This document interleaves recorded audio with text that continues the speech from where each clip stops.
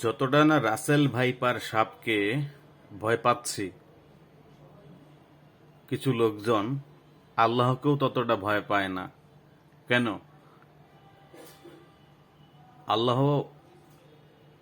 মানুষকে ছাড় দেয়, কিন্তু ছেড়ে দিবে না কখনো। আমরা রাসেল ভাইপার সাপ নিয়েই ভয়ে আতঙ্কে আছি, কিন্তু আল্লাহকে কতজন ভয় পাচ্ছি। আল্লাহকে যদি ভয় পেয়ে থাকি, আসুন আমরা 5 ওয়াক্ত নামাজ পড়ি, আল্লাহকে ডাকি। রক্ষা করার মালিক আল্লাহ। আল্লাহ যদি আপনাকে রক্ষা না করে, কেউ আপনাকে রক্ষা করতে পারবে না।